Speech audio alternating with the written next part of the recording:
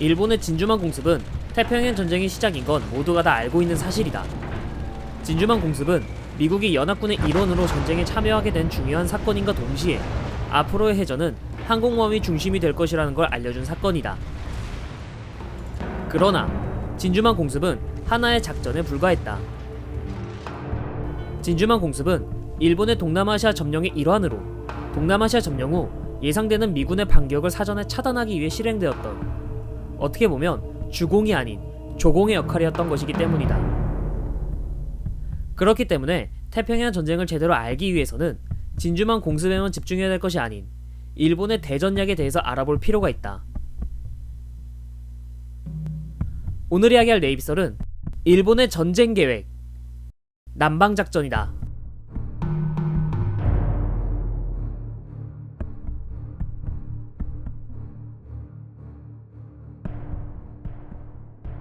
남방작전, 말 그대로 일본이 남방의 자원지대를 차지하기 위해 세운 전략이다.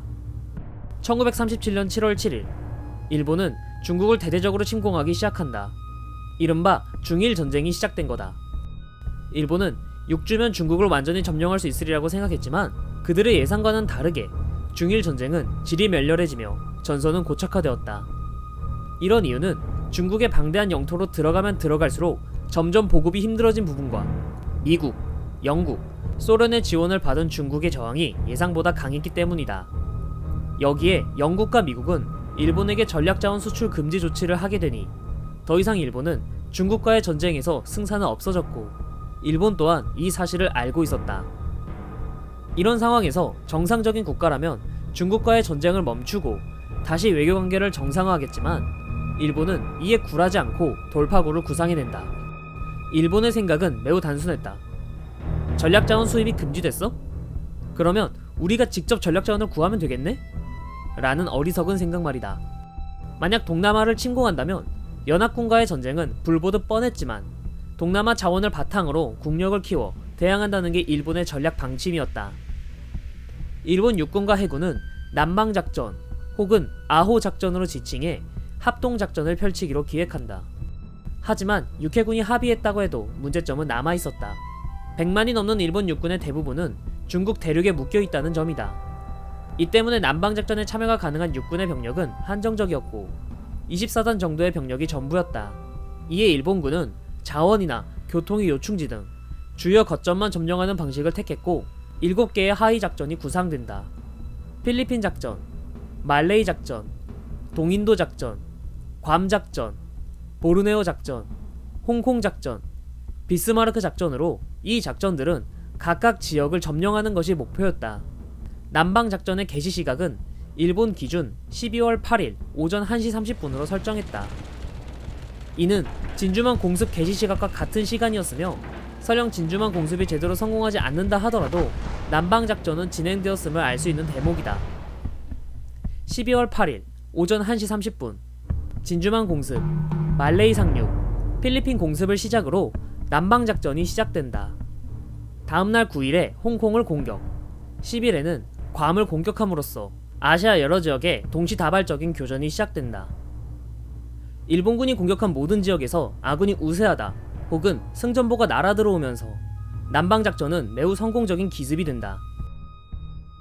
진주만은 불바다가 되어 태평양 함대의 전함 8척이 불덩어리가 되었으며 필리핀 북부에 있던 미 육군 비행장은 폭격을 당해 무력화되었고 말레이 북부의 기습 상륙은 성공적으로 완료되어 싱가포르를 향해 진군했다. 또한 팔라우 섬에서 출항한 일본 해군은 육군의 상륙 지원 및 재해권을 장악하고 1월 11일에 보르네이 섬 상륙, 비스마르크 제도의 웨이크 섬 침공 등 거침없는 행보를 이어나갔다. 그리고 1월 31일 싱가포르를 함락시키면서 마치 동남아시아를 둘러싸는 듯이 거점을 점령한 일본군은 이 거점을 중심으로 본격적으로 동남아시아 자원지대를 침공하기 시작한다. 일본이 예상했듯 일본군은 5월 말까지 동남아시아에 있던 미국, 영국, 네덜란드군을 몰아내는 데 성공하였고 5월 18일 동남아시아 및 필리핀을 완전 점령했다고 선언하면서 1942년 5월 18일 남방작전은 성공적으로 마무리된다. 남방작전은 태평양 전쟁 초기 일본군이 성공적으로 벌인 작전이었으며 일본 육군과 해군이 사이가 좋았던 시기였기도 하다. 가장 유명한 예로는 자바섬 공략 시에 있었던 사건인데, 일본 해군의 실수로 육군 장성급 지휘관이 승함에 있던 기함을 어뢰로 격침시켜버린 것. 원래라면 이 사건은 육군과 해군 사이에서 분쟁이 날 가능성이 높았다. 하지만 이때 승함한 육군 장성이 이마무라 히토시라는 일본군 내에 몇 안되는 개념 박힌 장군이었던 것도 있고, 없었던 일로 하자며 그냥 넘어가게 된 것이다. 남방작전은 전쟁에서 제해권이 중요하다는 걸 알려준 작전이다. 앞서 말했듯 일본은 중국과 전쟁 중이었기에 육군은 그렇게 많은 인원을 남방작전에 투입시킬 수 없었다. 하지만 진주만 공습이 성공적으로 마무리되어 태평양과 동남아시아는 완전히 텅텅 비어버렸고, 일본 해군이 제해권과 제공권을 완전히 장악해버렸다. 그렇기 때문에 일본은 상륙지를 마음대로 선택할 수 있었고, 적군이 수적 우위에 있는데도 불구하고 쉽게 무찌를 수 있었다. 이 이유 때문에 진주만 공습은 매우 중요한 의미를 가졌는데, 진주만 공습이 제대로 이루어지지 않았다면 일본 해군의 주력은 당연하게도 태평양 방면에 전력을 돌릴 수밖에 없었고, 이는 동남아시아 전선에 상륙하되 제대로 된 진격은 못했을 가능성이 크기 때문이다. 그러나 진주만 공습의 대성공 덕분에 일본의 주력 함대는 동남아시아 및 인도양 방면까지 진출하는 게 가능했고, 이후 스리랑카 섬 앞바다에서 영국 함대와 맞붙어 승리를 하는 실론 해전을 승리로 이끈다. 5월 초에는 사노에 해전에서 미 항모 부대와 처음으로 붙으며 일본 최대의 영역 판도를 만든다. 이렇듯 남방작전은 분명 군사적으로 성공적인 작전이며 현대전에서 해역 봉쇄와 제해권이 얼마나 중요한지 알려준 군사작전인 건 사실이다. 하지만 일본은 언제나 그렇듯 군사작전만 뛰어났던 게 문제다. 남방작전은 일본이 중일전쟁 때문에 겪는 자원 문제를 해결하기 위해 또 다른 전쟁을 시작한 거라고 할 수 있다. 재밌는 점은 자원을 확보했다 하더라도 중일전쟁은 도저히 나아질 기미가 보이지 않았으며 오히려 점점 더 진흙탕 싸움이 되어갔다. 일본은 중일전쟁에서 이기지 못한 이유가 중국이 연합군의 지원을 받고 있기 때문이라고 생각했었다. 이를 타파하기 위해 동남아 자원지대를 확보하고 이를 바탕으로 국력을 증대시켜 미국과 영국의 반격을 막아내고 독일이 유럽 전선에서 승리한 후 유리한 조건으로 강화한다는 게 이들의 전략이었다. 이런 안이한 전략과 안목 때문에 아무리 좋은 군사작전을 펼쳐도 무용지물이었고, 일본의 전략은 자기 스스로 이중으로 전선을 만든 어리석은 전략이라고 할 수 있다. 그리고 과연 일본이 정말로 국력을 확보하고 싶었는지도 의문이다. 자원을 확보해 국력을 키우고 싶었다면 남방작전 이후 가지고 있는 섬을 지키기 위해 방어적으로 전력을 돌려 최대한 손실을 줄이는 게 정답이었다. 하지만 일본은 이후 미드웨이 섬 공략 작전인 MI 작전, 과달카나 공방전 등 도무지 전력을 아낄 생각을 하지 않았고, 안 그래도 미국과 국력 차이가 발생하는데 더 차이가 나게 하는 멍청한 선택을 한 것이다. 이런 선택을 한 이유 자체는 이해할 수 있다. 안 그래도 국력 차이가 많이 나기에 결정적인 순간, 결정적인 공격을 통해 미 해군을 재기불능 상태로 만들어 단기간 내에 미국과 강화를 해야 유리하기 때문이다. 그러나 동남아 자원지대를 확보해 국력을 키우기 위해서는 시간이 필요하고, 시간을 벌기 위해서는 현재 미 해군의 전력을 깎아내야 하는데, 그러기 위해서는 자국의 국력을 소비해야 하는 모순이 발생해 이도저도 못하고 단순히 전선만 넓혀놓게 된 거다. 이쯤 되면 나라를 위해 군사력을 사용한 것인지 아니면 군사력을 사용하고 싶어서 국력을 소비하는 건지 모를 정도인 것. 어쨌든 일본의 이런 멍청한 전략과 자신의 국력을 훨씬 초월한 말도 안 되는 전선 확장 덕분에 안 그래도 모자란 일본의 함대는 나눠지게 되었고, 미국은 전략적으로 유럽 전선에서 나치 독일과 싸우는데 더 집중하는 게 가능했다. 이런 이유 때문에 어쩌면 진주만 공습에 집중해야 하는 게 아닌 남방작전에 포커스를 맞춰 태평양 전쟁을 살펴봐야 하지 않을까 생각한다. 전쟁은 정치의 연장선이란 말이 있다. 이 말은 전쟁 또한 정치적인 수단이라는 의미이며 전쟁 그 자체가 목적이 될 수 없다는 의미이다. 남방작전과 태평양 전쟁을 통해 우리는 이 교훈을 깨달아야 한다.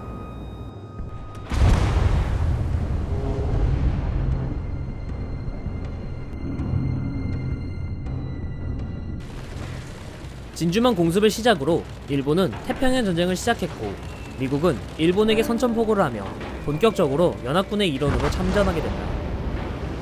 하지만 이제 막 평시체제에서 전시체제로 전환하느라 혼란스러웠던 미국은 제대로 된 반격을 나설 준비가 되지 않았고, 그동안 일본은 예정대로 동남아시아를 침공할 계획을 진행한다. 먼저 필리핀 도서 지역에 상륙하면서 필리핀을 점령하였고, 싱가폴, 수마트라 섬, 보르네오 섬, 자바섬까지 침공할 생각이었다. 이를 남방작전이라고 하며 이 지역을 점령하고 방어태세를 갖춰 아시아에서의 패권을 유지하고 인정받을 생각이었다. 오늘 이야기할 네이비설은 일본군의 동남아 침공, 발릭파판 해전이다. 과거부터 열강들은 이곳의 이권을 차지하기 위해 노력했다. 때문에 영국, 프랑스, 미국, 네덜란드 등의 열강은 이곳을 자기네 멋대로 나눠서 지배를 하고 있었다. 근대화에 성공한 일본도 이 지역의 자원을 탐내고 있긴 했다.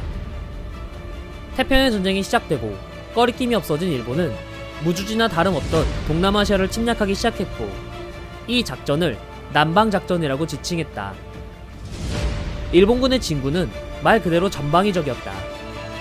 하이난섬, 대만, 팔라우 섬 등을 점령한 일본군은 이 섬을 바탕으로 진군하기 시작했고, 크게 말레이 반도와 수마트라 섬, 보르네오 섬, 술라웨시 섬을 공격해 최종적으로 자바섬을 점령하려고 했다.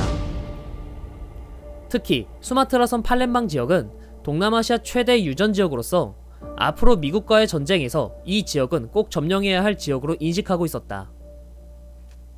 이들을 막기 위해 미국, 영국, 네덜란드, 호주 4개국은 연합사령부를 자바에 설립하여 일본군에게 대응하려고 했다. 이를 ABDA 사령부라고 하며 3월 초 일본의 남방작전이 종료될 때까지 동남아시아를 방어하는 사령부로서 기능한다. 당시 아브다 플롯, 이른바 연합함대 해군의 전력은 막강했다. 중순양함 2척과 경순양함 2척, 구축함 22척이었다. 거기에 잠수함이 무려 41척이나 되어 초반에 일본군이 진군할 때 방해물이 되었다. 아브다 해군은 미 해군 토마스 하트 제독을 사령관으로 했으며 각 소속군은 그 소속군 제독이 지휘하는 형태를 띠었다. 제프리 레이턴 제독이 이끄는 영국 해군, 콘라드 헬프리히 제독이 이끄는 네덜란드 해군이 그것이었다. 호주군은 전투로서 참여하지는 않았지만 보급항을 제공함으로써 간접적으로 전투에 참여했다. 비록 일본군이 항공모함 4척을 동남아시아에 배치해 함대 항공력은 일본에 비해 훨씬 떨어졌지만 인도네시아 섬 곳곳에 네덜란드와 영국이 만든 공항은 항공전력 차이를 상쇄시킬 수 있었다. 이처럼 4개국은 연합하여 일본군을 물리칠 생각은 확고했지만 그 방법은 모두 다 달랐다. 먼저 영국의 경우 싱가폴 방어를 우선시하는 것을 목표로 했으며, 미국의 경우 필리핀에 남아있는 미군 구조와 철수, 네덜란드와 호주는 자국 영토와 식민지 보호가 목적이라 제대로 전력을 집중할 수 없는 단점이 있었다. 하지만 일본군은 달랐다. 일본군은 동남아 침공작전인 남방작전을 전쟁 전부터 계획했었고 치밀하게 구상했었다. 애시당초 진주만을 기습한 이유가 동남아를 차지하기 위한 것이었으니 당연한 거였다. 일본군은 하이난, 캄람, 다바오를 기지로 상륙군 및 호위함대를 파견한다. 크게 2개의 그룹으로 나누어졌는데, 첫 번째는 태국 방콕에 상륙해 말레이 반도를 침공, 싱가포르를 점령한 뒤 수마트라 섬을 점령하는 루트다. 두 번째는 다바오 섬에서 보르네오 섬, 슬라웨시 섬에 상륙해 항공기지 및 보급항을 손에 넣는 루트였다. 일본의 남방작전은 일본 육해군이 처음으로 작전한 연합작전이었다. 따라서 아부다 사령부가 생긴 1월 10일 시점에서 조직력과 전력 등 일본군이 우위에 있었고, 그 차이 때문에 연합군이 동남아 전역에서 패배했다 해도 과언이 아니었다. 하지만 아부다의 전과는 생각보다 나쁘지 않았다. 1941년 12월 8일 네덜란드군은 일본군과 전면전에 들어갔음을 선언하고 각 방면에 경계태세를 유지하였다. 네덜란드군은 경순양함 2척과 구축함 몇 척밖에 가지고 있지 않았지만 독일 못지않은 우수한 잠수함을 많이 가지고 있었다. 이들은 말레이 반도 파타니까지 진출하였는데 이곳 주변의 수송선들을 격침시키면서 좋은 전과를 기록하였다. 네덜란드 공군 또한 마찬가지였는데 이들은 공중 정찰을 통해 얻은 정보를 네덜란드 해군과 긴밀하게 공유했기 때문에 일본군의 수송선 위치를 알아내면서 잠수함을 파견해 공격하기도 하며 반대로 잠수함이 수송선의 위치를 알아내면 적 수송선을 직접 공습해 침몰시킬 수 있는 타격 능력 또한 가지고 있었다. 타국과의 연합작전에 대해서는 삐걱대는 경우가 많았지만 자국 내 군대끼리는 나름 훌륭한 작전을 펼치는 게 가능했다. 수송선만 타격한 것도 아니었다. B-17 폭격기 8대가 필리핀 다바오로 공습했는데 중순양함 몇 호가 명중해 동남아 지역에서 이탈시켰다. 이런 활약은 일본의 동남아 침공이 본격화되기 전인 1월 초에 연합군의 사기를 높이는데 좋은 효과를 주었고 네덜란드 해군 사령관이던 헬프리히 제독에게는 하루 한 척 헬프리히라는 별명이 붙어지기도 했다. 네덜란드 해군과 공군에 이런 활약이 있었기 때문에 아부다 사령부가 창설될 때 헬프리히 제독은 당연히 자신이 해군 사령관이 될 거라고 생각하고 있었다. 하지만 예상과는 달리 사령관은 자신이 아닌 미 해군 제독인 하트 제독이 사령관이 된 것은 헬프리히 제독이 분노할 만한 일이었다. 이는 아부다 해군 사령부 내에서 서로가 신뢰하지 못하는 계기가 되었고 이 때문에 이후 일본군과의 교전에서 효율적으로 싸울 수 없던 원인이 되었다. 1월 11일 아부다 사령부가 창설된 다음 날 일본은 네덜란드에게 선전포고를 했고 본격적으로 남방작전을 전개한다. 일본의 첫 목표는 보르네오 섬의 타라칸과 슬러야시 섬의 마나도, 케마였다. 이 중 수비 병력이 거의 없는 마나도와 케마가 일본군의 손에 점령당했다. 다음은 타라칸이었다. 이미 일본군은 이전부터 타라칸을 공습함으로써 이곳 수비 병력을 약화시켰다. 연합군은 사바린다 공항에서 폭격기로 타라칸에 상륙하려고 하는 수송선을 폭격하긴 했지만 그리 큰 피해를 입히지는 못했다. 일본군은 타라칸을 확보하고 난 뒤 이 지역에 있던 공항을 신속하게 접수하고 이곳의 항공대를 전개해 타이난 항공대라고 명명했다. 이 타이난 항공대는 앞으로 있을 전투에서 두고두고 연합군을 괴롭히는 곳이 된다. 하지만 이건 시작에 불과했다. 일본군의 최종 목표는 동남아시아, 정확하게는 티모르섬과 자바섬, 수마트라 섬의 완전 점령이었다. 타라칸을 점령한 일본군은 주요 거점 지역을 먼저 점령하는 방식을 선택했는데 이 지역을 차지하고 난 뒤 곧바로 발릭파판을 점령하기 위한 준비를 서두른다. 발릭파판은 보르네오 섬의 대표적인 유전지역으로 현대에도 그렇지만 과거에도 정유시설 등이 있었기 때문에 전략적으로 매우 중요한 위치였다. 이에 일본군은 21일 오후 5시에 타라칸에서 출항, 마카사르 해협을 거쳐 발릭파판에 상륙한다는 계획을 세운다. 하지만 이런 일본군의 움직임은 연합군 또한 알고 있었다. 연합군은 B-10 폭격기를 사마린다에서 이륙시켰고 이들은 수송선 한 척을 격침시키는 데 성공한다. 하지만 수송선 한 척 침몰만으로는 이들을 막기는 불가능했고 이들의 상륙을 막으려면 제대로 된 수상 전력으로 수송선을 격침했어야 했다. 아부다 해군은 경순양함 보이스와 마블헤드 중심의 제5기동부대를 북상시킨 뒤 발릭파판에서 수송선을 격침시킬 생각이었다. 또한 제5기동부대를 지원하기 위한 59 구축함 분대 또한 이들과 합류해 전력이 더 보강되어 공격할 예정이었다. 하지만 북상하던 중 문제가 발생한다. 이때 이 지역의 정확한 해도는 네덜란드 군이 가지고 있었으나 네덜란드어를 잘 모르던 미군은 정확한 지형을 파악하지 못해 보이스는 결국 산호초에 충돌해버린다. 좌연 수선화 함체에 긴 상처가 나면서 침수가 발생했고 기관실 침수가 발생한 것이다. 결국 보이스는 제대로 싸워보지도 못하고 미국으로 돌아가게 된다. 하지만 아부다 해군의 불행은 여기서 끝나지 않았다. 마블헤드의 경우 보일러 고장으로 인해 제속도를 낼 수가 없게 된 것이다. 마블헤드의 속력은 18노트까지 떨어지게 되면서 더 이상 작전이 불가능하다고 판단해 수르바야 섬으로 회항하게 되면서 전력이 크게 줄어드는 문제가 발생한다. 하지만 하트 제독은 발릭파판에 상륙하는 일본군을 내비둘 수 없었다. 하트 제독은 사마리나 제도에서 대기하고 있던 59 구축함 분대에게 발릭파판 앞바다에 있는 일본군 및 수송선들을 격침시키라는 명령을 하달한다. 59 구축함 분대 텔벳 중령은 명령을 하달받고 침착하게 작전을 구상한다. 텔벳 중령은 야간에 수송선을 기습할 생각이었다. 일본군은 경순양함 전력을 가지고 있다는 정보를 받았기 때문에 주간에 포격전을 한다면 자신들이 매우 불리할 것이 뻔했기 때문이다. 또한 선 내격 후 포격의 원칙을 준수했다. 텔벳 중령은 어뢰 공격을 하고 난 뒤 수송선 격침을 확인하고 나면 즉각 후퇴할 것이라고 자신의 분대에게 명령했으며 후퇴하면서 수리바이오로 귀환하는 마블 헤드를 호위할 것이었다. 1월 24일 새벽 2시 46분 59 구축함 분대는 발리파판 앞바다에서 정박해 있는 일본군 수송선들을 발견한다. 텔벳 중령은 어뢰 공격을 명령하였고 59 구축함 분대는 수송선을 향해 돌격했다. 우측 가장 먼 부분에 있던 수송선 스마누라 마루가 59 분대의 어뢰를 맞고 불길에 휩싸인다. 59 분대는 다른 먹잇감을 사냥하기 위해 우현으로 한 바퀴 돌고 난 뒤 자신의 우현에 있는 타카츠카미 마루에게 어뢰 공격을 한다. 이때 일본군 수송선들은 상륙을 위해 기관을 정진시킨 상황이었고 투명까지 해놓은 상태이기 때문에 움직일 수 없었다. 59 분대는 말 그대로 사냥을 하고 있는 상황이라고 할 수 있다.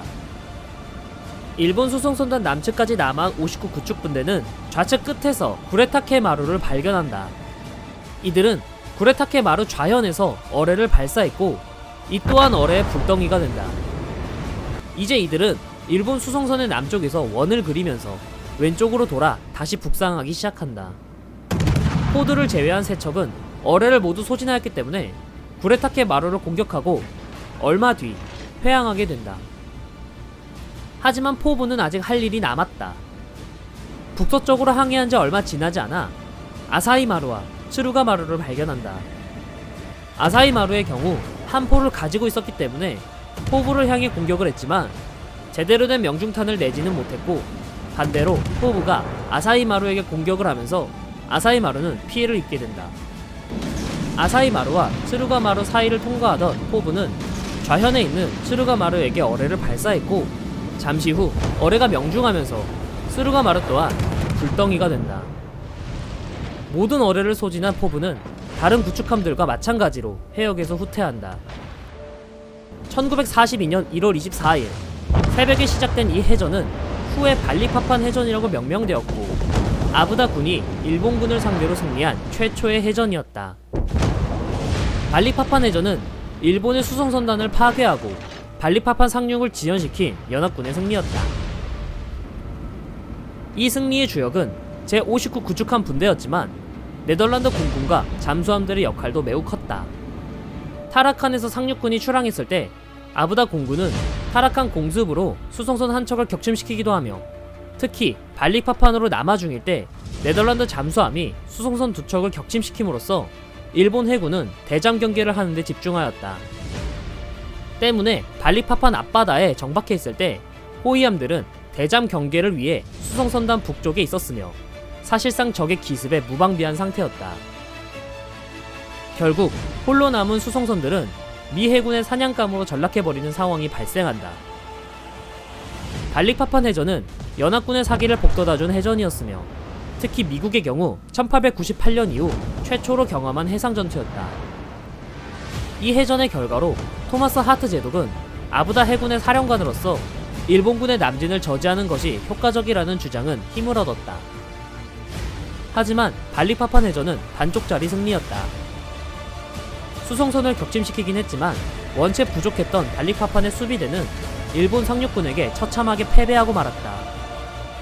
결국 일본은 원래 예상했던 대로 발리파판을 차지하는 데 성공했으며 이곳 유정과 정유시설까지 확보하면서 이후에 중요한 보급기지와 함께 항공대가 전개되면서 연합군을 점점 조여가기 시작한다.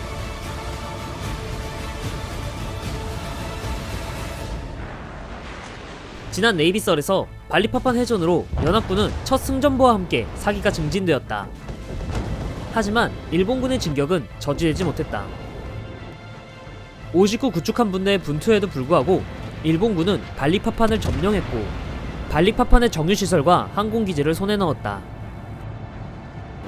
이제 일본군은 보르네오 섬에서 이 기지의 항공대대를 전개해 아부다 사령부가 있는 자바섬까지 손쉽게 폭격이 가능했다. 이런 유리한 상황을 등에 업은 일본군은 연합군을 조여가기 시작하고 아부다 함대와 붙기 전 연합군의 항구와 공항 등을 파괴하기 시작한다. 오늘 이야기할 네이비설은 일본군의 동남아 침공 두 번째 이야기다. 술라웨시 섬의 마나더와 케마를 점령한 일본군은 곧바로 술라웨시 섬 남쪽에 있는 켄다리를 점령할 생각을 한다. 켄다리는 동남아 지역에서 제일 가치가 높은 군사기지였다. 항공기지는 활주로가 잘 닦여 있고 보급 또한 충분히 갖춰져 있었으며 항구는 완만한 만으로 이루어져 있어 항구로서 사용하기도 적합했다. 또한 켄다리 지역은 자바섬과 정말 가까운 지역이기 때문에 이곳이 점령당한다면 자바섬 일대의 재해권도 위험할 수밖에 없었다. 1942년 1월 24일 새벽 4시 30분 일본군은 켄다리를 점령하기 위해 이 지역 연안까지 다가온다. 도서지역 여러 곳을 수비하기 위해 안 그래도 부족한 병력이 나누어져 있기 때문에 제대로 된 수비 병력이 없었다. 켄다리에는 고작 300명밖에 안 되는 인원만이 수비하고 있었고 일본군은 이들을 손쉽게 제거하고 켄다리를 확보할 수 있게 되었다. 그리고 일주일 뒤인 1월 31일 호주군과 네덜란드군이 지키고 있던 안본을 점령하고 이곳 비행장을 접수한다. 이제 일본군은 타라칸, 발릭파판, 켄다리, 안본을 점령하였고 이곳의 항공기지를 모두 손에 넣었다. 이제 일본군은 이 항공기지에서 발진한 일식-60을 통해 자바섬의 주요 거점을 타격해 아부다 해군을 약화시킬 생각이었다. 일식-60은 항속거리가 무려 5000km나 되는 정신나간 항속거리를 가지고 있는 중폭격기였다. 가장 큰 특징은 고고도로 비행할 수 있다는 점인데 이런 고고도 비행 때문에 아부다 공군이 가지고 있던 항공기로는 대처하기가 힘들었다. 특히 아부다 해군의 주요 항구 중 하나였던 수라바야 항구를 공격했는데 수라바야 항구는 철저한 폭격으로 인해 그 기능이 일시적으로 마비되기까지 하면서 아부다 해군의 보급에 차질이 생기기도 한다.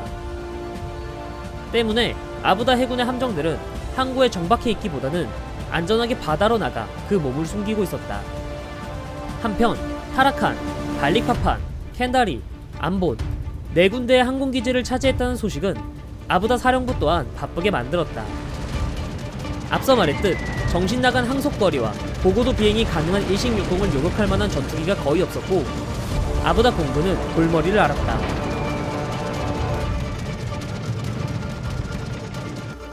그나마 P-40 전투기가 있어야 이들을 요격하는 게 가능했지만 동남아시아에서 이들의 수량은 한정적이었다.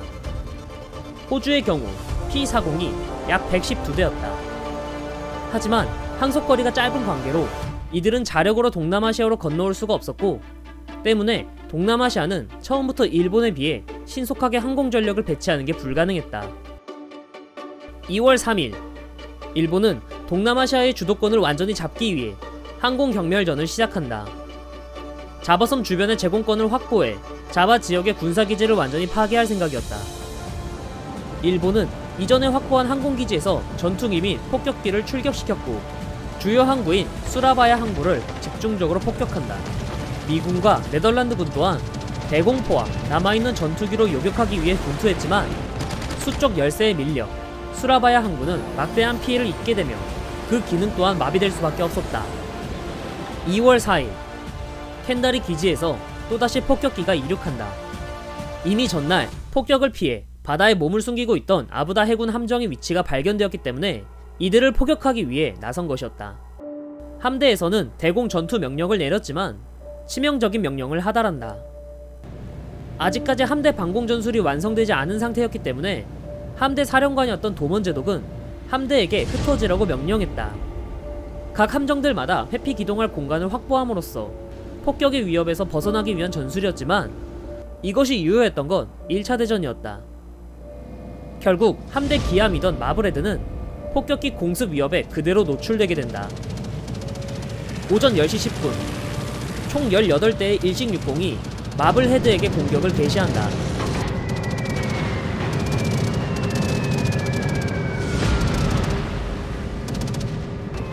마블헤드는 고속으로 달리면서 급격한 변침으로 공격을 회피할 수 있었다.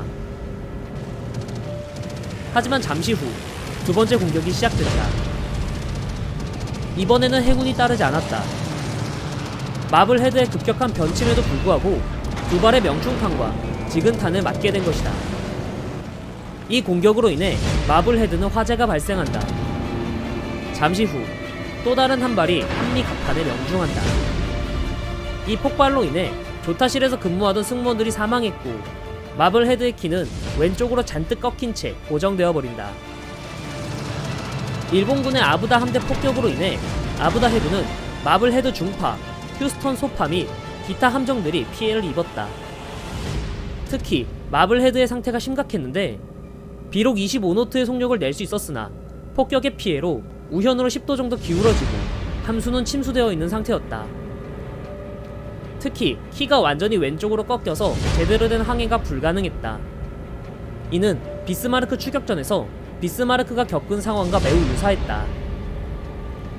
지금 당장 배를 버려도 이상하지 않은 상태였지만 이들은 마블헤드를 포기할 생각이 추호도 없었다. 부장인 고기스 중령은 온몸에 피가 철철 흐르는 중상을 입었는데도 불구하고 보수 반원들을 끝까지 지휘한다. 고기스 중령은 먼저 왼쪽으로 꺾인 유압 파이프 기름을 쇠사슬로 걸어 끌어당김으로써 왼쪽으로 완전히 꺾여 있던 키를 9도까지 푸는데 성공했다. 이제 좌우 프로펠러의 회전 속력을 조절함으로써 함정의 방향을 바뀔 수 있게 되었고 마블헤드는 수라바야 항구로 다시 돌아갈 수 있게 되었다. 하지만 일본군의 공격은 아직 끝나지 않았다. 11시 40분 일본군의 마지막 공격대가 도착한다. 이들의 목표는 노센턴 끝 중순양함 휴스턴이었다.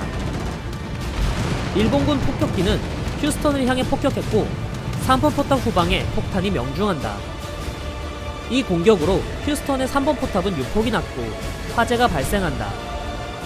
보수반원들의 재빠른 대처로 불길을 잡는 데는 성공했지만 휴스턴의 3번 포탑은 더 이상 사용이 불가능하게 된다. 하지만 이 공격으로 작전 수행이 더는 불가능해진 아부다 함대는 작전을 중단하고 수레바이어로 철수하게 된다. 이 중 마블헤드와 휴스턴의 경우 수리를 위해 공습 피해를 받지 않은 칠라차브로 목적지를 바꾸어 이동한다. 그러나 마블헤드의 상태는 더 이상 전투를 할 수 있는 상황이 아니었다. 조타는 완전히 망가져 마음대로 움직이는 것이 불가능했으며 함체 곳곳이 찢어져 물이 새면서 전투는커녕 제대로 항해하기도 힘든 상태였다. 결국 마블헤드는 더 이상의 전투가 불가능하다고 판단해 전선에서 이탈하는 것이 결정되었다. 아부다 해군은 제대로 일본 해군과 싸워보기도 전에 마블헤드와 보이스 총 2척의 경순양함을 손실한다. 휴스턴의 상태는 마블헤드보다는 나았지만 상황은 그리 좋지 못했다. 8인치 주포 3연장 포탑 중 하나가 손실함으로써 화력 중 3분의 1이 손실했었고 자바섬에서는 제대로 수리할 수 있는 도크가 없었다. 이를 수리하기 위해서는 미국까지 건너가야 했지만 이는 마블헤드처럼 사실상 전선에서 이탈하게 되는 것이었다. 한 척이라도 아쉬운 아부다 함대는 아직까지 전투를 수행할 수 있는 휴스턴은 남기기로 결정한다. 이후 휴스턴은 일본의 동남아 침공이 끝날 때까지 3번 포탑은 기능하지 못한 채 전투에 임했다. 발릭파판 해전 이후 잇따른 일본군의 점령 소식과 피해 소식은 아부다 해군 지휘관들 사이의 관계를 파탄으로 치닫겠다. 하트 제독이 아부다 함대를 출격시킨 이유는 마카사르를 방어하기 위함이었다. 이들은 만약 마카사르 해협에 일본 수송선이 나타난다면 곧바로 요격해 마카사르 상륙을 저지할 생각이었다. 하트 제독은 일본군의 공습에도 여전히 전력은 남아있었기 때문에 마블헤드와 휴스턴을 회항시켰더라도 작전을 계속 수행했어야 했다고 주장했다. 하지만 현장 지휘관이었던 도먼 제독은 제공권이 완전히 상실한 해역에서 무리하게 작전을 지속하는 건 자살 행위라고 반박하며 하트 제독에게 반기를 들었다. 이는 단순히 작전에서의 지휘관들 간의 의견 불일치뿐만이 아니라 동남아시아에서 네덜란드 해군과 미 해군 간의 갈등이라고 볼 수도 있었다.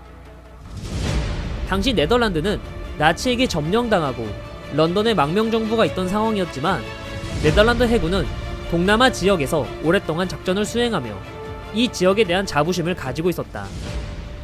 그런데 아브다 사령부가 설치되고 연합군으로서 참전했는데도 불구하고 이 지역의 사령관은 태평양 너머 나라의 해군 제독이 되었으니 이들의 불만은 이해가 안 가는 건 아니었다.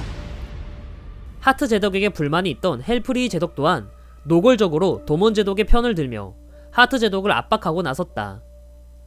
기나긴 토론 끝에 결국 도몬 제독은 하트 제독의 마카사르 방면에 접근한 일본군을 공격하라 라는 명령을 씩씩거리며 받고 나갔지만 이 일을 계기로 하트 제독은 고립무원이 되었다. 그러나 이미 너무 늦은 상황이었다. 미국과 네덜란드 잠수함이 일본 구축함 및 수송선 몇 척을 격침시키긴 했지만 이들을 막기에는 턱없이 부족했고 2월 9일에 마카사르 또한 함락되었다. 더 이상 하트 제독은 아부다 해군을 지휘할 영향력도 지지할 기반도 잃게 된다. 미국 또한 동남아 지역에서의 전황을 본 뒤 더 이상 작전은 불가능하다고 판단해 발을 빼길 바랬다. 결국 하트 제독은 아부다 해군 사령관에서 내려오게 되었고 사령관 자리는 헬프리 제독이 맡게 되었다. 하트 제독의 사퇴로 미 함대는 이곳에서 서서히 발을 빼기 시작한다. 하지만 아부다군의 전황은 날이 갈수록 어두워졌다. 2월 15일 영국의 식민지였던 싱가포르가 함락된다. 극동에서 영국의 지배를 상징하던 싱가포르가 함락되었다는 소식은 연합국 전체에도 충격이었지만 특히 동남아시아에서 싸우고 있던 장병들에게 가장 큰 충격으로 다가왔다. 싱가포르의 함락은 조만간 수마트라까지 일본군이 진군해 온다는 것을 암시한다는 의미였으며 영국이 가장 중요하게 생각하는 동남아 지역에 무너졌다는 건 일본군이 그만큼 강력하다는 것을 의미했기 때문이다.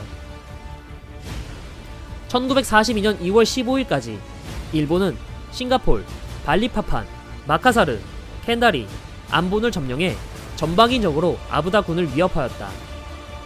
팔렘방 지역은 바람 앞에 등불이었고 코앞에 있는 마카사르까지 비행장이 만들어져 제공권을 확보할 수도 없게 되었다. 이제 일본군은 연합군의 최대 보급항을 공격해 보급을 차단하고 고립시킬 생각을 하였고 진주만 공습의 주역이었던 아카기, 카가, 소류, 히류의 제1항공전대와 제2항공전대를 투입해 다윈 항구를 공격할 생각이었다. 지난 네이비설에서 일본군은 켄다리까지 점령하면서 보르네오 섬은 물론 슬러웨시 섬까지 확보하게 된다. 동남아시아의 전황은 점점 일본에게 기울어져 갔으며 영국이 극동에서 가장 중요하게 생각한 싱가폴까지 일본군에게 점령당했다. 이제 일본군은 수마트라 섬을 점령할 준비를 함과 동시에 아부다 해군의 주요 보급항인 다인 항구를 공습하기 시작한다. 오늘 이야기할 네이비설은 일본의 동남아 침공 세 번째 이야기다. 1942년 2월 15일 일본군은 싱가포르를 함락시키면서 수마트라 섬 팔렘방 지역까지 일본군의 사정거리 내에 들어오게 되며 아부다군을 위협한다. 하지만 그와 동시에 일본 해군은 다윈항을 공습해 아부다군의 보급을 완전히 끊어버릴 생각을 가진다. 처음에는 잠수함을 통해 이곳을 봉쇄할 생각이었지만 다윈항의 방어 병력은 생각보다 충실했기 때문에 큰 효과를 거두는 건 불가능했다. 진주만 공습으로 공습의 위력을 알고 있던 일본군은 다윈항을 공습해 항구로서 기능을 정지시키려고 했다. 이에 나고무 주이치 제독이 이끄는 제1항공전대와 제2항공전대, 아카기, 카가, 소류, 히류는 이들을 통해 다윈 항구를 공습하고 항구의 기능을 정지시켜 동남아시아 보급을 차단할 생각이었다. 만약 다윈항의 기능을 멈춘다면 연합군은 호주의 시드니, 인도양의 실런선까지 보급항을 옮겨야 했고 사실상 동남아시아를 포기할 수밖에 없었다. 2월 19일 다윈섬에서 북서쪽으로 약 320km 떨어진 곳에서 약 200대의 공격기를 발진시킨다. 이에 맞춰 켄다리 비행장에서도 일식 60 54대가 이륙해 다윈항 폭격에 나선다. 오전 9시 37분 상공을 초계하던 초계기가 일본의 공격기 편대를 발견한다. 이런 보고를 들은 다윈항은 스크램블을 하지 않았다. 다가오는 항공기 편대를 일본군이 아닌 아군의 P-40이라고 생각했던 거다. 결국 호주군과 다윈항은 일본군을 요격할 마지막 기회를 놓치게 되었고 일본군은 진주만과 같이 기습에 성공한다. 오전 9시 57분 일본군의 공격대 중 선봉이 도착한다. 앞서 말했듯 다윈 항구는 보급항으로서 기능하는 항구이기에 다량의 유류선 및 보급함들이 항구 주변에 어지럽게 깔려 정박을 기다리고 있었다. 일본군은 이런 점을 놓치지 않았다. 일본군은 먼저 집중적으로 이 수송선들을 노렸다. 연료 및 폭탄 등을 적재하고 있던 수송선들은 사실상 떠다니는 폭발물에 가까웠다. 일본군 공격대는 이들 수송선에 차례차례 공습을 가한다. 일본군의 공격에 수송선들은 차례차례 유폭되면서 항구는 아수라장이 되기 시작한다. 이들의 목표는 수송선뿐만이 아니었다. 부두, 창고, 탱크 등도 노렸으며 심지어 항구와 가까운 시가지에도 폭격을 가한다. 압도적인 전력차와 기습으로 인해 호주에 있는 항공기지는 일본군의 공격에 대응하지 못하고 철저하게 두들겨 맞았고 불과 15분도 지나지 않아 다윈항은 쑥대밭이 되어버린다. 하지만 아직 공습이 끝나지 않았다. 정오 무렵 캔다리에서 비행한 일식-60이 다윈항에 도착한 거다. 일식-60의 정신나간 항속거리는 자바해를 지나 다윈항까지 사정거리가 닿았고 이들은 항구에 폭격을 가해 항구에 정박해 있는 구축함들과 수송선, 요격을 위해 나선 P-40 전투기 등을 격추시켰다. 다윈항 공습으로 인해 항구는 보급항으로서 기능이 정지할 만큼 큰 피해를 입었다. 안 그래도 급박한 동남아시아의 전황을 생각해보면 사실상 아부다 해군 입장에서는 보급항을 완전히 잃어버린 것과 같은 처지였다. 일본군의 진군은 쉴 틈 없이 진행된다. 2월 17일 마카사르를 점령한 일본군은 잠시 재정비를 하고 난 뒤 로보케업으로 향한다. 일본군은 로보케업의 발리를 점령할 생각이었다. 이 발리섬 바로 옆은 자바섬이었으며 일본군은 사실상 아부다 사령부 턱밑까지 접근한 셈이었다. 일본군은 로보케업까지 접근했는데도 불구하고 아무런 저항을 받지 않았다. 그 이유는 첫 번째로 제공권이 완전히 뺏겨 사실상 항공 정찰이 차단되어 일본군의 움직임을 제대로 파악하지 못하였기 때문이고 두 번째로는 2월 초부터 진행되었던 항공 경멸전 이후 제공권을 확보한 일본군은 매일마다 정해진 시간에 수라바야 항구로 폭격을 시도했다. 이 때문에 안 그래도 부족한 항공 전력이 수라바야를 지키기 위해 사용되어 제대로 된 공습이 어려웠다. 세 번째로 일본군의 진군 속도가 예상보다 훨씬 빨랐다. 때문에 일본군은 마카사르에서 로보케어까지 아무런 저항도 받지 않은 채 발리섬 해안 도시 덴파사르 연안까지 도착할 수 있었고 결국 2월 19일에 덴파사르까지 일본군에게 함락된다. 이렇듯 아부다군이 예상한 것과는 훨씬 빠르게 움직였지만 아부다군은 일본군의 움직임을 아예 예상하지 못했던 건 아니다. 새롭게 해군 사령관으로 임명된 콘라드 헬프리 제독은 덴파사르 앞바다에 정박해 있는 수송선들을 공격해 상륙군의 보급을 차단할 생각을 한다. 헬프리 제독은 각각 칠라찹, 수라바야, 반다르 람풍에 흩어져 있는 병력을 이용해 야간에 공격할 생각이었다. 먼저 칠라찹에서 출항한 경순양함 2척과 구축함 4척으로 공격을 실시해 바둥 해협 남쪽에서 진입해 북쪽으로 빠져 수라바야로 귀환한다. 그 뒤 수라바야에서 출발한 함대가 경순양함 1척과 구축함 4척으로 발리 해협으로 남하해 덴파사르 주변에 있는 수송선들을 공격한다. 그 뒤 어뢰정으로 공격을 가해 이파와 마찬가지 공격을 해 보급을 끊어버릴 생각이었다. 하지만 이런 재파식 공격은 전술적으로 분명 잘못된 명령이었다. 이뿐만이 문제가 아니었다. 제1파 공격을 이끄는 도먼제독의 함대는 적과 조우시 한포 공격 후 어뢰를 발사하라는 명령을 내린다. 이는 기존 교전 프로세서와도 전혀 맞지 않았고 한포 사격으로 자신의 위치를 노출하기 때문에 어뢰 명중률도 떨어진다. 발릭파판 해전처럼 어뢰를 먼저 발사해 은밀하게 공격해야만 어뢰 명중률은 올라가는데도 말이다. 이는 도먼제독의 나름의 고민에서 나온 결론이었다. 이때 당시 도먼제독이 이끄는 함대는 네덜란드 해군과 미 해군의 혼성조였다. 이들은 서로 다른 교신 체계를 사용하기 때문에 서로 교신하기가 어려웠다. 때문에 기암이 선두에 서서 돌입함으로써 전장 상황을 빠르게 파악하고 적절한 대응을 해나가는 걸 우선시해 내린 결정이었다. 2월 19일 오후 9시 25분 도먼제독의 함대는 바둥 해협으로 진입한다. 먼저 본 건 도먼제독 쪽이었다.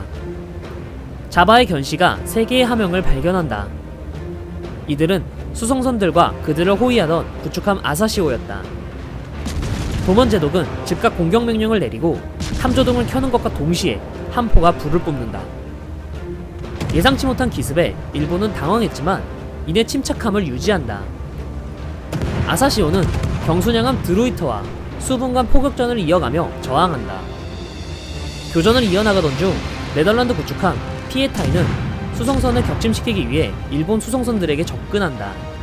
하지만 수송선을 호위하고 있던 아사시오와 오오시오는 이걸 놓치지 않았다. 수송선에 접근하는 구축함을 본 아사시오와 오오시오는 포격을 가했고 피에타이는 아사시오의 폭격에 피탄된다. 피에타이의 피탄은 치명타였다. 이 공격으로 피에타이는 속력이 떨어져 제대로 된 회피를 하기 힘든 상태가 된 것이다. 아사시오는 이 틈을 놓치지 않았다. 오전 10시 40분 아사시오는 피에타인 좌연으로 접근해 피에타인에게 어뢰를 발사한다. 이미 기동력을 상실해 제대로 움직일 수 없던 피에타인은 아사시오의 어뢰를 받고 결국 침몰하게 된다. 아사시오는 1937년부터 39년까지 건조된 아사시오급 구축함의 초도함이다. 반면 피에타인을 비롯한 클램슨급 구축함은 낡은 구식 구축함들이어서 같은 구축함이어도 2배 정도 체급 차이가 났었다. 최신 구축함답게 최신 어뢰인 93식 어뢰를 장비했었는데 산소 연료를 사용해 별칭 산소 어뢰라고 불린 어뢰였다. 산소 어뢰는 후에 바둥 해협 해전이라고 불린 이 해전에서 피에타인을 격침함으로써 데뷔전을 치른 거였다. 아사시오와 오오시오의 맹렬한 저항 때문에 도먼제독의 함대는 피해가 누적되었다. 아사시오와 오오시오 또한 여기저기 지근탄으로 인해 피해를 입긴 했지만 전력을 손실한 아구나 해군과 비교해서는 무척이나 가벼운 편이었다. 도먼제독은 자신들과 싸우고 있는 상대가 구축함이 아닌 경순양함이라고 생각했으며 이들에게 밀리고 있다고 생각했다.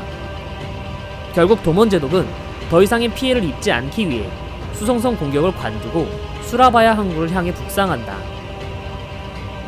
하지만 아부다 해군의 공격은 아직 끝나지 않았다.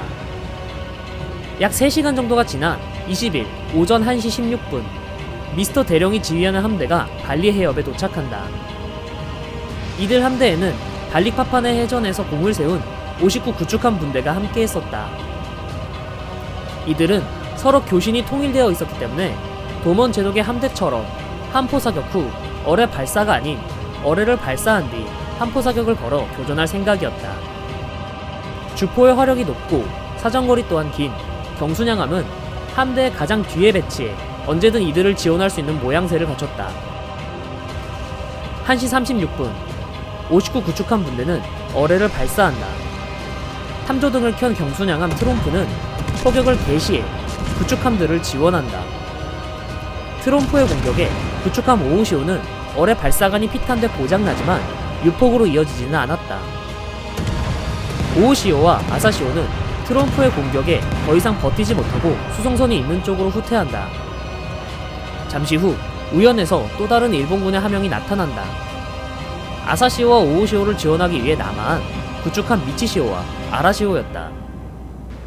트롬프는 주포를 우연으로 돌린 뒤 미치시오에게 사격을 가한다. 서로 우연을 바라보고 반대로 항진하며 교전을 했는데 경순양함과 교전하기 위해서는 최대한 접근해야 유효타를 먹일 수 있다는 걸 이들은 알고 있었다. 그녀들은 최대한 가까이 접근해 함포 사격을 가하며 트롬프를 무력화시키려고 했지만 체급 차이를 극복할 순 없었다. 잠시 후 트롬프와 59 구축함 분대의 집중 사격에 미치시오는 피탄된다. 이 포탄은 미치시오의 기관부를 관통해 기관부를 정지시켜버렸고 미치시오는 곳곳에 화재가 발생한다. 아라시오는 사방에서 날아오는 포탄의 열세라고 판단, 더 이상의 교전을 포기하고 후퇴하기 시작한다. 하지만 자신이 열세라고 생각했던 건 미스터 대령도 마찬가지였다. 이들은 현재 자신들이 교전하고 있는 상대는 구축함이 아닌 경순양함이라고 생각했다. 전쟁 전부터 함대 보조 전력 및 수레전 중심의 함대 육성에 힘썼던 일본 해군은 많은 무장을 적재하기 위해 자연스럽게 구축함의 몸집을 키워왔었기 때문이다. 주포 또한 클램스는 4인치 함포를 사용했지만 일본군은 5인치 양형포를 사용했기 때문에 화력에서 이길 수 없었다. 결국 미스터 중령 또한 아군이 열세라고 판단, 수송선 격퇴 임무를 취소하고 북상해 수라바야 섬으로 후퇴한다. 이 후퇴 덕분에 미치시오는 침몰 직전에 살아남게 된다. 이후 어뢰정들이 나타나 공격을 가하려 했지만 어뢰정들은 일본군들을 찾지 못해 성과 없이 돌아가면서 끝을 맺는다. 역사가들은 후에 이 해전을 바둥해협해전이라고 명명했다. 바둥해협해전은 아부다 해군의 완벽한 패배였고 아무런 성과도 얻지 못한 채 구축함 한 척 손실 및 경수냐가 한 척 소파, 구축함 한 척 소파된 해전이었다. 일본군 또한 구축함 한 척이 대파되었긴 했지만 손실된 구축함은 없었다. 일본군은 구축함들만으로 아부다 해군의 경수냐가 함대를 막아냄으로써 수송선들을 지킬 수 있었고 결국 발리섬은 일본군에게 점령당한다. 바둥해협 해전은 아부다 해군이 이길 수 있는 기회가 분명히 있었다. 병력을 나누어 축차 투입시키지 말고 일단 집결한 뒤 공격하는 방식을 취했다면 발리파판 해전 때와 같이 다수의 수송선을 격침시켜 발리섬 점령을 늦추거나 보급을 끊을 수 있었다. 아직 티모르 섬 쿠팡 항구는 아부다군이 관할했기 때문에 발리섬 주변 제해권 정도는 장악할 수 있기 때문이다. 하지만 새로 임명된 헬프리 제독은 그러지 못했고 이 때문에 후대의 역사가들에게 두고두고 비판을 받는 요소가 된다. 왜 부대를 나누어 축차 투입시켰는가에 대해서는 정확히 밝혀지지 않았지만 일본군의 진군이 예상보다 너무 빨라 제대로 집결하는 건 불가능하다고 판단해 축차 투입시켜 조금이라도 피해를 입히려고 한 게 아닐까라는 추측만 할 뿐이다. 확실한 건 아부다 해군은 전력상 충분히 이길 수 있는 전투에서 패배했고 이 결과로 아부다 사령부 턱 밑까지 일본군이 도착했다는 점이다. 발리섬 함락은 가뜩이나 안 좋은 동남아 전황이 더 안 좋아지는 것을 넘어 아부다 사령부 자체가 해체될 위기를 맞는 중요한 사건이었다. 이미 2월 15일 싱가포르이 함락되고 영국은 동남아시아에서 발을 빼길 바랬다. 미국 또한 마찬가지로 태평양에서의 전투를 준비하고 있었고 한 척이라도 더 필요한 상황이었기 때문에 더 이상 동남아에서 병력 손실을 원치 않고 있었다. 이제 누구도 일본의 동남아 침공을 막을 수 있을 거라고 생각하지 않았다. 네덜란드 군만 빼고 말이다. 헬프리히 제독과 휘하 도먼 제독은 일본의 동남아 침공을 막을 수 있을 것이라고 생각했고 그렇게 믿고 있었다. 상황이 이러니 당연하겠지만 아부다 사령부 내부에서도 갈등은 심화되었다. 사실상 아부다군은 싱가포르 함락을 기점으로 껍데기만 남은 신세가 되었다. 그렇게 암울한 상황에서 회의를 하던 중 도먼 제독은 기쁜 소식을 하나 들고 온다. 다윈항구에서 항공모함 랭글리에 P-40을 싣고 자바섬으로 접근한다는 거였다. 헬프리 제독과 도먼 제독은 P-40을 보충받아 제공권을 되찾고 자바섬을 지킬 수 있을 것이라는 기대를 품고 있었다. 지난 네이비설에서 일본의 동남아 침공은 연합군, 아부다 사령부에게 제대로 대응할 시간적, 공간적 여유를 허용하지 않은 채 무서운 기세로 치고 내려오고 있었다. 일본은 차례차례 동남아 지역 여러 곳을 점령하고 있었고 항공모함을 활용한 기동함대가 제공권을 장악하고 있었다. 그러나 아직 희망은 남아있었다. 제로센에 대응 가능한 신형 함재기를 싣고 호주에서 이동 중인 항공모함이 하나 있었으니까 말이다. 오늘 이야기할 네이비설은 일본의 동남아 침공 네 번째 이야기 자바의 해전이다. 1942년 2월 15일 싱가포르를 중심으로 한 영국령 말레이가 함락되며 동남아에 대한 영국의 방어 의지는 최악으로 치닫았다. 처칠 수상은 웨이벌 제독에게 자바를 끝까지 지키라고 하였으나 어떠한 지원 약속도 없는 공허한 전문으로 영국군을 독려하기는 힘들었다. 미국 역시 태평양에서의 전투와 남아있는 필리핀 해역이라도 사수하고 싶었기에 실속 없어 보이는 동남아 아부다 사령부에 더 이상 투자할 만한 가치가 크지 않았다. 하지만 네덜란드는 150여 년간 동인도 제도를 식민 지배하고 있었고 본토 또한 나치에게 점령되었기에 사실상 본토 탈환의 초석이자 마음의 고향처럼 생각하고 있던 동인도 제도를 떠나고 싶지 않았을 것이다. 하지만 마음만으로 만사가 해결되지 않듯이 세 나라의 지휘관들은 일련의 회의를 통해 2월 25일 아브다 사령부를 해체하기로 결정한다. 소량의 지원과 남은 연합군 병력은 동인도 제도에 잔류하기로 결정한 채 네덜란드군 지휘관을 제외한 다른 국가 지휘관들은 각자의 목표를 위해 호주, 스리랑카 등지로 뿔뿔이 흩어진다. 아브다라는 이름은 남아 있었으나 유명무실한 조직으로 네덜란드 제도 헬프리 제독의 지휘 아래 작전을 지속해 나가게 된다. 이런 우여곡절을 거치면서 아브다 함대에게 동남아에서의 전황을 결정지을 결정적인 전투인 자바의 해전은 하루하루 다가오고 있었다. 1차 자바의 해전의 신호탄은 미국의 첫 항공모함 CB-1 랭글리의 침몰에서부터 시작된다. 랭글리는 미국 최초의 항공모함이다. 최초라는 타이틀을 달고 있는 것들이 늘 그렇듯 성능은 별로라 2차 대전이 시작될 즈음부터는 그저 수상기 모함으로서 사용할 뿐이었다.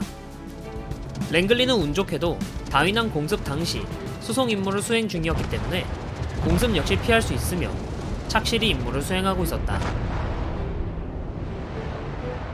랭글리가 속한 선단은 동인도 제도의 공군에게 P-40 전투기를 보급하기 위해 여념없이 임무에 열중하고 있었다. 이는 파죽지세로 동남아로 진격하던 일본군에 의해서 연합군의 주력인 호커 허리케인과 F-2A 버팔로는 일본 항공대에 의해 맥을 못 추고 있었기 때문이다. 그리고 41년 2월 22일에도 수송선 4척으로 이루어진 MS-5 선단과 랭글리는 27대의 전투기를 자바로 보내고 나머지 10대는 인도로 보내기 위해서 호주 서부의 작은 도시 프레멘트를 떠나 자바섬 칠리찹으로 향했다. 동시에 자바에서 역시 P-40 전투기를 맞아들일 준비가 한창이었다.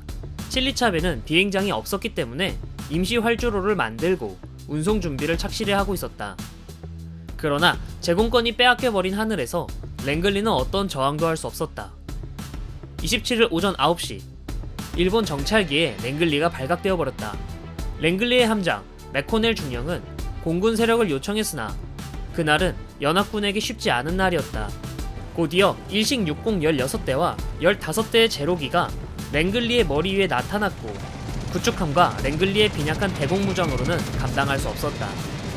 결국 일식 60에게 5발을 명중당하였는데 대공포탄을 육폭시켜 사실상의 대응 능력을 완전히 상실한다. 제로기들 역시 몰려와 기총으로 남아있는 P-40 전투기를 박살내고 유유히 복귀한다.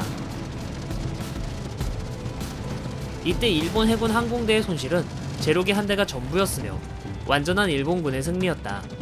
연합군의 패전은 이로 끝나지 않았다. 비슷한 시기 나고무 주이치의 기동부대는 남쪽 해상에서 자바로 향하는 증원선단 혹은 자바를 탈출하는 연합군 함정을 격침하는 역할을 맡았으며 2월 18일 오전 10시, 2월 19일 오전 8시에 서부 자바 공략부대와 동부 자바 공략부대는 각각 캄린망과 홀로섬에서 출항했다. 이들을 막기 위한 아브다 함대는 탄종 부력의 중순양함 엑세터, 경순양함 호바트, 드래건, 다나에, 퍼스와 구축함 7척, 수리바야의 경순양함 드루이터, 자바의 구축함 4척, 찔라찹의 중순양함 휴스턴, 구축함 6척이며 일본 해군의 전력보다 확연한 열세였다. 문제는 전투가 시작되기도 전 연합군 함정들 대부분이 부족한 보급과 정비로 인해 크고 작은 문제에 시달리고 있었다. 또한 기타 다른 함정들도 승조원의 피로와 전자장비 등의 문제가 많았으나 자바섬 주변 항구는 일본군의 공습으로 수리시설들이 마비되어 제대로 된 수리가 불가능했다.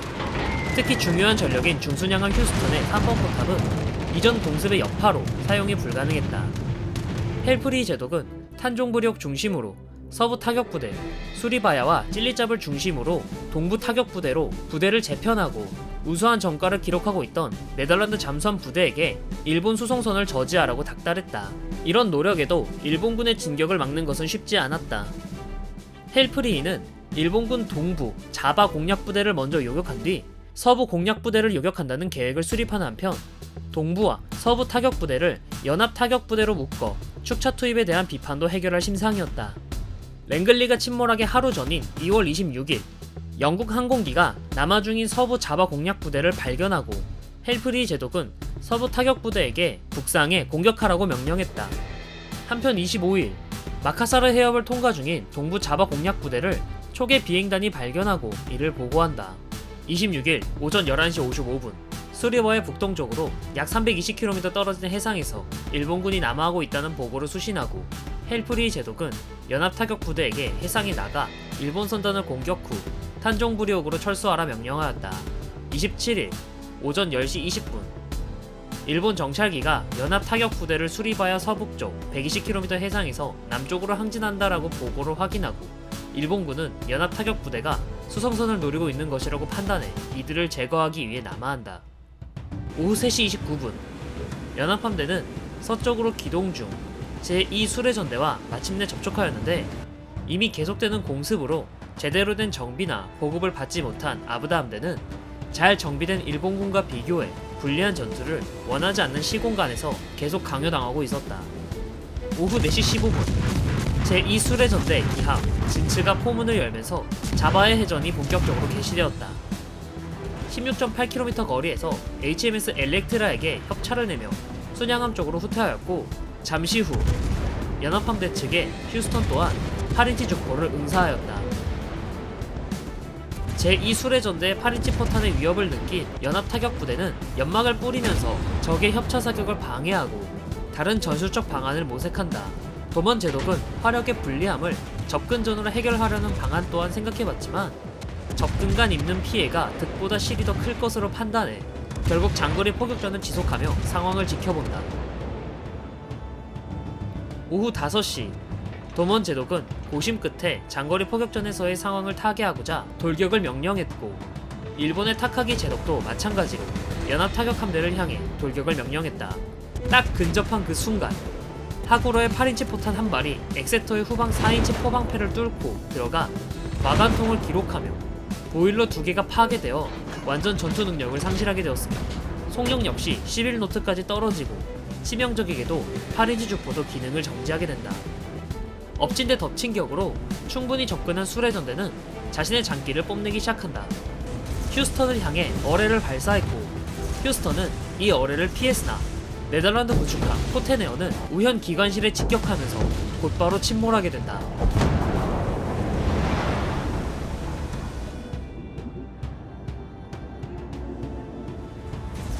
이때 양 함대 간의 거리는 접근했다고 하나 아무리 가까워도 13km 정도의 먼 거리였기 때문에 잠수함용 중어뢰라고 착각해 대잠 전투 배치를 명령하기도 했다. 일본 수레전대의 전투력이 증명되는 순간이었다. 한편 엘리트라는 돌진 중이었는데 연막 밖으로 나오자마자 아사구모가 근접해 있었다. 엘리트라는 근처에 있던 미네구모의 포탄이 명중해 기관이 정지해 전투 불능이 되고 이후 왼쪽으로 선체가 기울며 침몰한다. 엑세터의 상태가 심상치 않다는 것을 확인한 도먼 제독은 함대를 철수시킨다. 결국 도먼 제독은 일단 후퇴하고 일몰 이후에 몰래 다시 북상해 수송선단을 급습할 계획을 세운다. 이전 전투에서 큰 공을 세운 미 58 구축 분대는 어뢰를 투하하며 더 이상 일본군이 접근을 거부하면서 엑세터의 후퇴를 지원했다. 후퇴하는 연합타격부대를 확인한 일본군은 더 이상 추격하지 않고 해당 해역에서 철수한 뒤 수송선단을 호위하러 다시 북상 기동한다. 오후 6시 46분 연합함대가 다시 북상한다는 보고를 받은 진츠는 수상기를 통해 정확한 침로와 속력을 재차 보고받는다. 진츠의 수상 정찰기는 연합군 함대 상공의 위치 확인 및 탄착 조정을 위한 조명탄을 투하한다. 갑자기 터진 조명탄 때문에 연합군은 당황하며 일본군을 발견한 뒤 놀란 채 연합군은 후퇴하게 된다. 도먼 제독의 야심찬 수송선단 기습은 이렇게 조명탄 한 발에 허무하게 무산되게 된다. 27일 오후 11시 연합군 함대의 위치를 알고 있던 제5전대는 33노트로 남하하며 30노트로 북상 중인 연합타격부대와 급속히 거리를 좁히며 최적의 어뢰 발사 위치에 도달한다. 5전대는 우현으로 180도 선회하며 상대 함대를 향해 전술 기동한다. 오후 11시 15분 연합타격부대가 5전대를 발견하고 조명탄에 떠오른 일본 함정에 대해 휴스턴이 일제사격을 실시하였으나 아부다 함대는 제대로 된 보급도 받지 못해 포탄도 충분하지 않았고 계속된 항해로 지칠 대로 지친 승조원들의 컨디션 또한 말이 아니었다. 일본군 또한 주간 전투 이후 보급받지 못했기 때문에 포탄이 충분하지 않았지만 당연히 피로에 찌든 연합군보다는 훨씬 양호한 상태였다. 결국 양함대는 서로 한포전을 주고받고 있었다. 얼마 지나지 않아 22분 오전대는 일제히 어뢰를 발사하였으며 이를 당연히 예상한 도몬제독은 이 사실을 알고 우현 변침을 지시했다. 하지만 함대 후미에 있던 자바는 어뢰를 피하지 못하고 좌현 후방의 명중에 탄약호 유폭이 발생하고 결국 자바는 급속히 침몰하고 만다.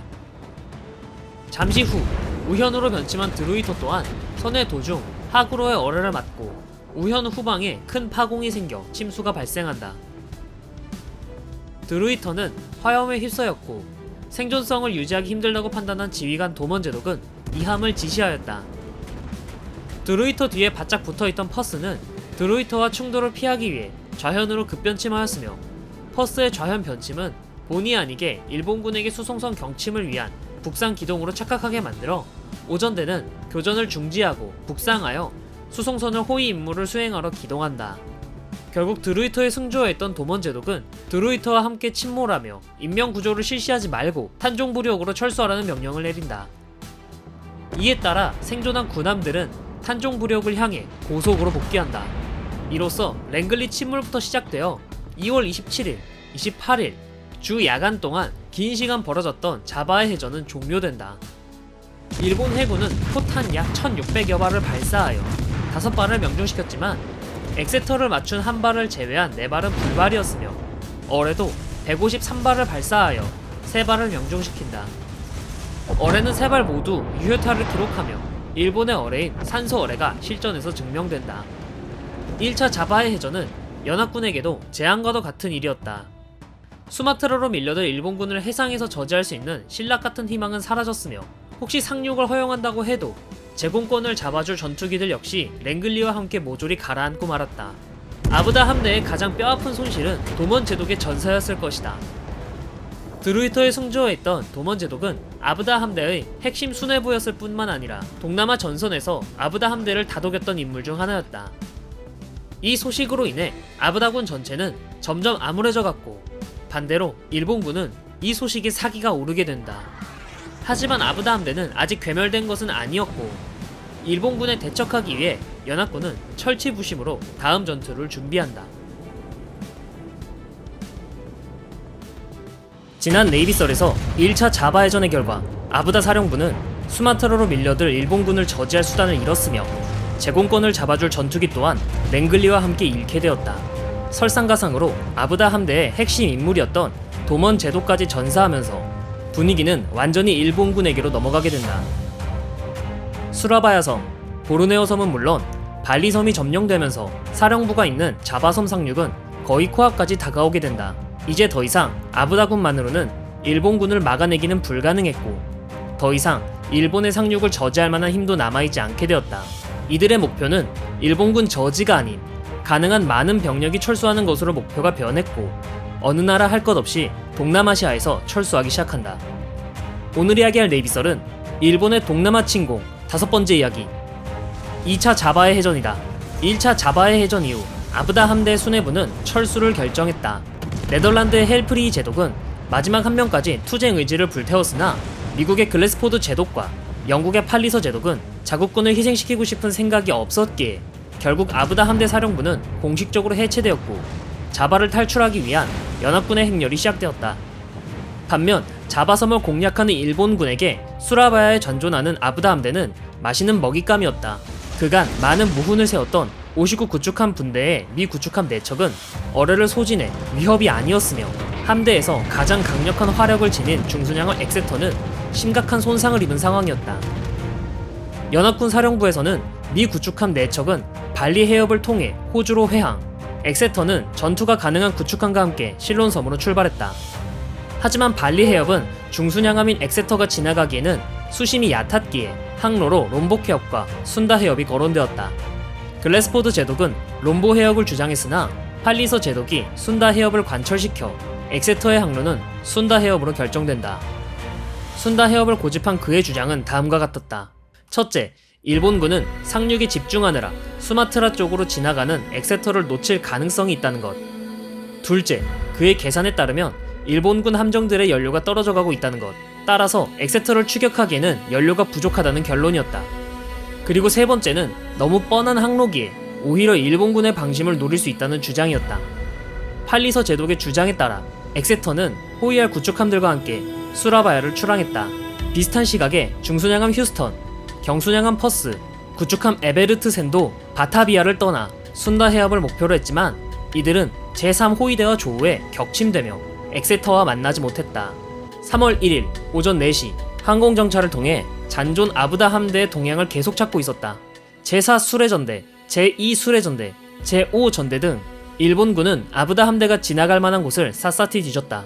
같은 시간 엑세터는 바우에안 섬 근처에서 제5전대를 발견하고 동쪽으로 급히 반전했다. 다행히 제5전대는 엑세터를 발견하지 못하고 사라졌고 30분 후 엑세터는 다시 뱃머리를 돌려 서진했다. 그러나 오전 11시 3분 클라간 정박지 앞바다를 초기하던 제5전대는 28km 앞에서 엑세터를 발견했다. 이때 제5전대는 잔탄 수량이 부족했기 때문에 타카기 타케오 소장은 바로 나서지 않고 타카시 2부 중장 휘하의 중순양함 아시가라와 묘코의 증원을 요청했다. 제5전대는 정찰기로 엑세터를 계속 추적했으며 엑세터는 전투를 피하기 위해 연막을 전개하며 북서쪽으로 계속 이동했다. 오전 11시 40분 엑세터도 좌현 전방 31km에서 새로운 적함을 발견했다. 엑세터는 14에서 18km 거리에서 적함을 인식하고 포격을 시작한다. 엑세터와 조우한 구축함 아케보노도 방위 120도에서 적 순양함 한 척, 구축함 두 척과 교전 중이라는 보고를 올렸고 제3함대는 아케보노에게 원군이 올 때까지 이들의 발을 묶어두라고 명령한다. 이 명령에 따라 8인치 주포의 사거리 밖에서 계속 항로를 방해하며 진로를 방해했고 이윽고 엑세터의 좌연에서 타카하시 중장이 이끄는 아시가라, 묘코, 이나즈마가 출현한다. 세 방향에서 포위당한 엑세터는 23km 거리에서 포격을 시작했다. 아시가라와 묘코도 응전하며 탄착 관측을 위해 수상기를 사출했다. 아시가라와 묘코가 헛손질하는 동안 엑세터는 아시가라의 협차를 내며 선전하기도 하지만 심각한 수적 열세를 뒤집을 순 없었고 동쪽으로 도주를 시도했다. 포프와 인카운터 또한 엑세터의 좌연에서 연막을 전개하며 엑세터를 지키려 노력했다. 시야를 가린 연막은 효과가 있어 뒤따르던 나치와 하구로는 엑세터를 놓친다. 상황을 타파하기 위해 타카하시 중장의 별동대는 아케보노와 이나즈마가 돌격해 12km에서 포격을 시작했다. 아시가라와 묘코도 산소 어뢰를 발사했지만 제5전대의 방향으로 향했기 때문에 나치와 하구로는 이를 피해야 했다. 동쪽으로 도주한 엑세터는 도중에 스콜에 몸을 숨겼고 덕분에 아시가라의 포격이 중지되었다. 그러나 지난 전투에서 손상을 입은 엑세터는 23노트가 한계였다. 하지만 일본 함대는 30노트 이상을 낼 수 있었기 때문에 따라잡힐 수밖에 없었다. 스콜이 지나가며 잠깐 동안의 평화가 끝나고 엑세터가 마주한 현실은 좌현의 중순양함 2척, 우현 후방에 구축함대와 중순양함 2척이 포진되어 있었다. 꼼짝없이 포위된 모양새였다. 오후 12시 24분 나치와 하구로가 25km에서 모습이 드러난 엑세터의 사격을 개시하고 야마카제와 카와카제 또한 인카운터를 향해 포격을 개시한다. 오후 12시 30분 인카운터는 야마카제와 카와카제의 포격에 피탄당하며 조타 고장으로 속도가 감소하기 시작한다.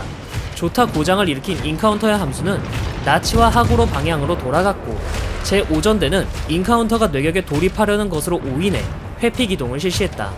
포격을 당한 인카운트는 결국 오일 펌프 파손으로 항행 불능이 되고 말았다. 일본 함대는 17km 거리에서 엑세터에 대한 사격을 재개했다. 그와 동시에 나치, 하구로, 야마카제, 카와카제는 수레전을 시작했다. 그러나 어뢰들이 수중에서 자폭하며 물기둥들을 일으켰다. 그럼에도 엑세터의 명운은 다하고 말았다. 20cm 주포 한 발이 기관실에 명중하며 화재가 발생한 것이다. 12시 54분경 동력을 완전히 잃은 엑세터는 항행 불능에 빠지며 전기계통이 완전히 차단되면서 주포도 움직이지 않게 된다. 결국 엑세터의 함장 보든 대령은 총원 퇴함을 명령했다. 엑세터의 총원 퇴함 후에 이나즈마가 엑세터에 접근해 한 발의 어뢰를 명중시켰고 아시가라와 묘코도 이어서 포격한다. 동남아시아에서 유일한 중순양함 엑세터는 그렇게 바다 밑으로 가라앉은 것이다. 기함의 침몰과 더불어 일본군은 남은 인카운터와 포프에 대한 공격을 재개한다. 항행 불능에 빠졌던 인카운터는 집중 포화를 받는다. 그러나 인카운터는 마지막까지 항전하며 7명의 전사자만을 남기고 1시 35분경에 침몰했다. 한편 구축함 포프는 스콜로 도망쳐 탈출에 성공했다. 연료가 다한 제5전대는 포프의 추격을 본대의 묘코에게 맡기고 1시 53분경에 전장을 이탈했다. 포프는 롬복 해협으로 도망쳐 호주로 탈출하려고 했지만 묘코의 정찰기가 포프에게 따라붙었다. 포프는 보르네오 섬 남쪽 해안을 타고 동진했지만 오후 3시 5분 칼리마타 해협을 남하 중이던 제4항공전대의 류조에게 공습을 받았다. 폭탄이 명중하진 않았지만 선체에 구멍이 뚫리고 추진축이 비틀려 배를 버리지 않을 수 없었다.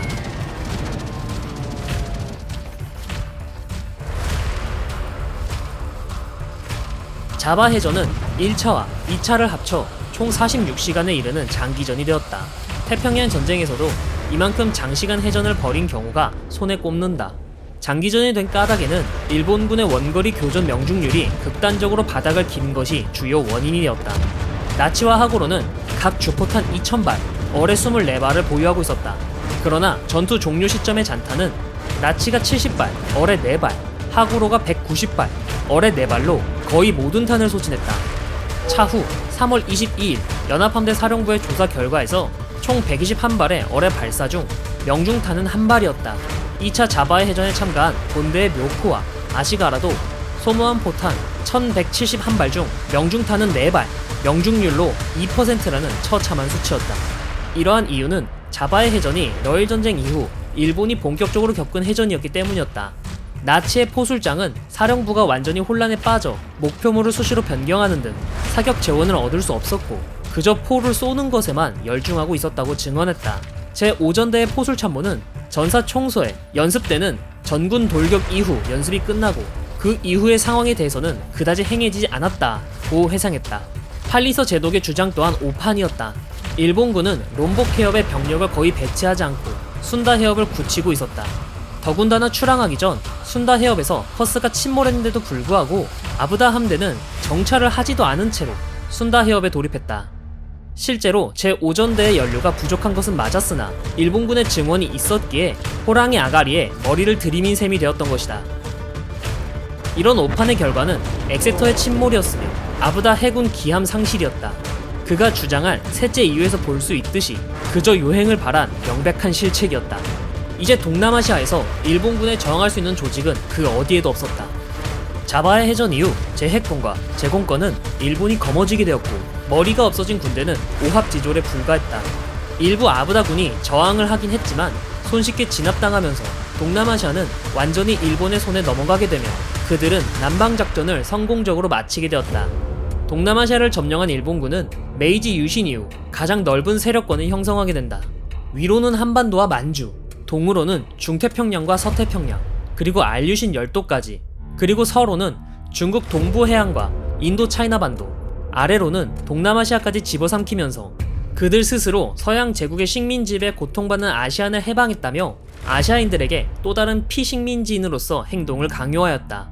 또한 전략적으로 보자면 동남아시아 전략 자원을 확보함으로써 앞으로 미국과 전쟁을 수행하는 데 있어 유리한 입장을 확보할 수 있었고 영국과 미국을 단절시킴으로써 연합군을 단절시켜버렸다는 점이다.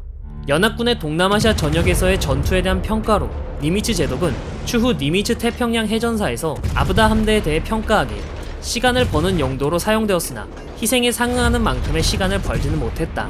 그러나 역경 속에서 인간의 진가가 비로소 드러난다. 미국 해군 역사에서 압도적으로 우세한 일본 함대와 맞붙은 아부다 함대의 행동만큼 훌륭한 것은 없다 라고 평가했다. 이렇듯 진주만 기습부터 시작해서 승승장구하며 동남아시아 전역 확보로 샴페인을 터뜨린 일본군이지만 진짜 문제는 이제부터 시작이었다. 동으로는 미국이, 서로는 영국이라는 강대국을 상대해야 하는 일본군은 동남아시아를 차지하면서 그만큼 방어해야 할 해역과 공역도 엄청나게 커져버리게 된다. 이는 일본군의 능력을 초과하는 영역이었고 겉으로는 승승장구하지만 조그만한 충격에 언제든지 무너질 수 있는 아슬아슬한 균형 상태가 만들어지게 된다.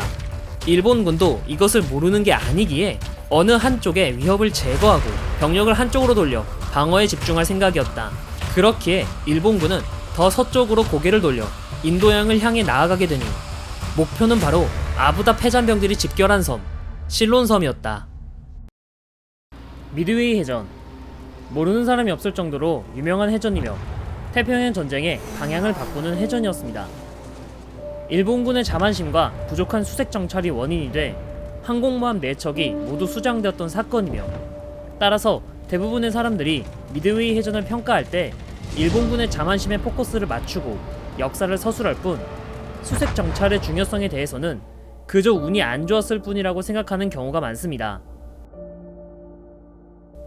하지만 미드웨이 해전은 단순히 자만과 우연의 결과가 아닌 필연적인 결과라고 생각합니다. 그리고 그 조짐을 여지없이 보여준 해전이 불과 미드웨이 해전 2달 전에 벌어졌으며, 만약 일본군이 이때 문제점을 제대로 분석하고 대처했다면 미드웨이 해전의 참패는 아마 없었을 거라고 생각합니다.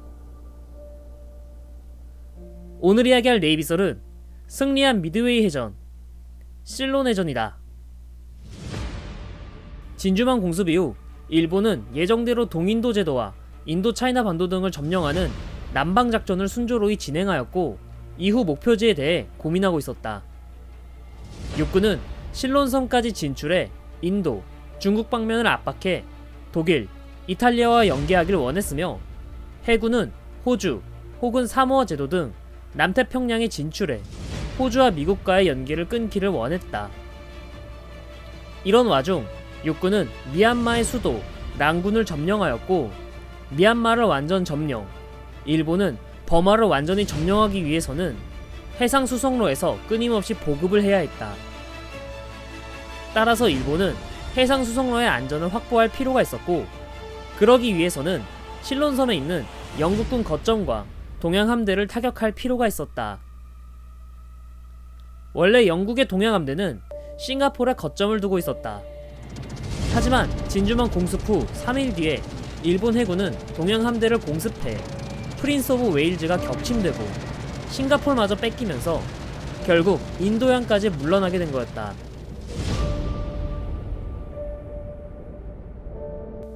연합함대 사령장관 야마모토 이소로쿠 제독은 미얀마에서 작전 중인 육군 15군을 지원하기 위한 실론섬 공격 오퍼레이션 C를 상정하고 일본 기동부대와 타격부대를 준비한다. 또한 북부 수마트라 섬과 안다만 제도를 점령하고 이곳에 항공기지를 건설해 실론섬 타격을 위한 준비를 하기 시작한다. 그리고 1942년 3월 9일 연합함대는 남부부대에서 실론섬 방면의 기동작전을 명했고, 남부부대는 실론섬 서쪽 방면의 초계와 통상 파괴를 지시했다. 이에 먼저 일본의 잠수함들은 실론섬 남부에서 화물선 6척과 소형 선박 4척 등을 격침시키며 이곳의 전운을 감돌게 한다. 일본의 이런 움직임에 영국 또한 움직이기 시작한다. 영국은 말레이 해전으로 전함 프린스 오브 웨일즈를 잃었고, 극동아시아의 거점인 싱가포르를 잃었다. 이 손실로 인해 영국은 인도까지 후퇴하게 되었고, 실론섬의 콜롬보 항구와 트랑고말리 항구를 새로운 거점으로 삼았다. 하지만 일본군은 진주만을 공습하고 난 뒤 기세가 오른 상태였기 때문에 상대하기는 쉽지 않았다. 만약 일본군이 실론섬을 점령하게 된다면 영국은 인도양 교통망이 단절되어 버리며 후에 수에즈 운하까지 공격당할 수 있다는 위기감을 느낀다. 연합국 정보국에서는 4월 1일쯤에 일본군이 콜롬보 항구를 공습하러 온다는 첩보를 입수했고, 영국을 다급하게 만들기 충분했다. 당시 실론섬에 있던 영국 해군 전력은 HMS 인도미터블, HMS 허미즈를 비롯한 초라한 전력밖에 없었으며, 적의 예상되는 함대는 진주만 공습 임무를 했던 제1항공전대로 예상되었기 때문이다. 이에 처칠은 HMS 포미더블 및 HMS 워스파이트, 리벤지급 전함 4척을 포함한 증원 병력이 영국에서 파견되며 제임스 서머빌 중장을 동양함대 사령관으로 임명한다.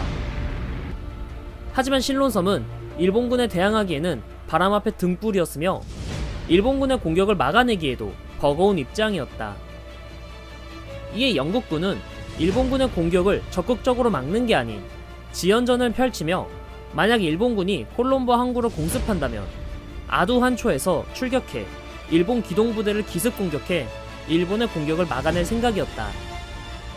영국 동양함대는 제임스 서머빌 중장 지휘하에 항공모함 인도미터블, 포미더블, 전함 워스파이트, 중순양함 도세시어, 콘워르, 예하 경순양함 2척과 구축함 6척으로 구성된 A부대, 경항공모함 허미즈, 리벤지급 전함 4척, 경순양함 3척의 구축함 8척으로 이루어진 B부대였다. 이때 동양함대의 함재기는 총 93기이며 콜롬보 기지와 트랑코말리 기지를 포함하는 지상 항공기 총 90기로 이루어져 있었다.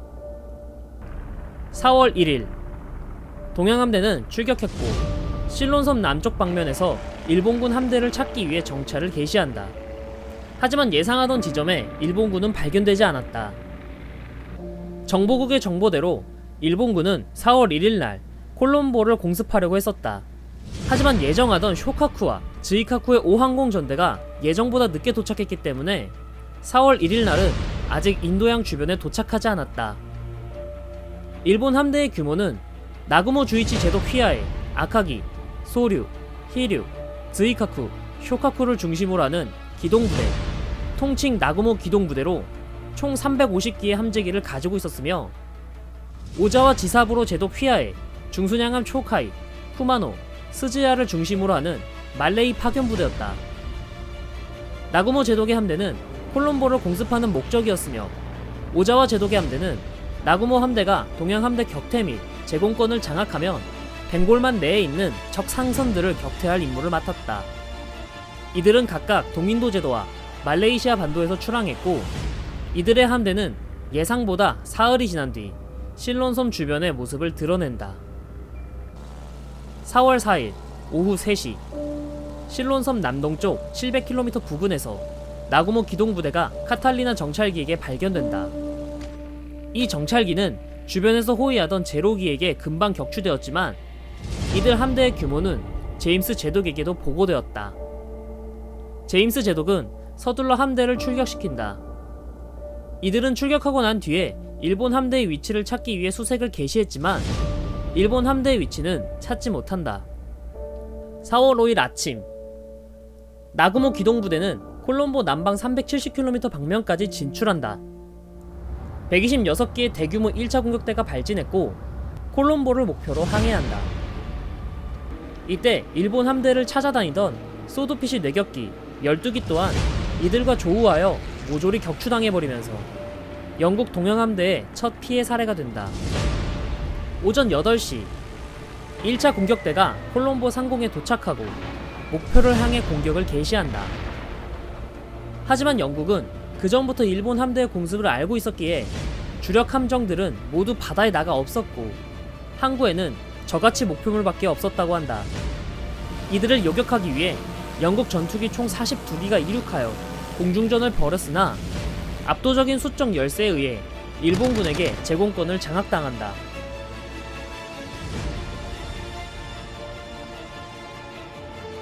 (1차) 공격대가 현재 콜롬보에는 영국의 주력 함대가 보이지 않는다라고 보고했다.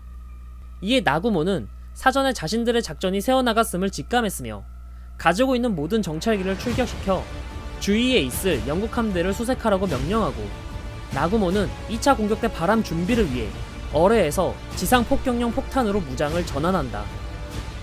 오후 1시 토네급 순양함 토네의 정찰기가 순양함 2척을 발견했다고 보고한다.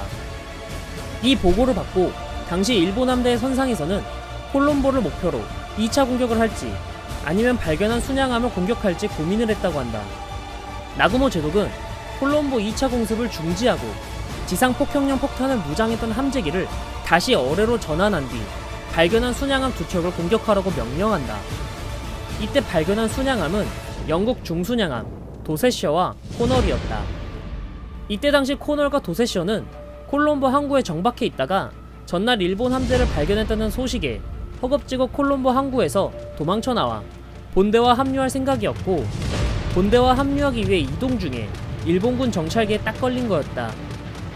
어뢰로 무장 전환을 마친 공격대 중 쇼카쿠와 즈이카쿠의 공격대 절반 정도인 53기가 출격한다.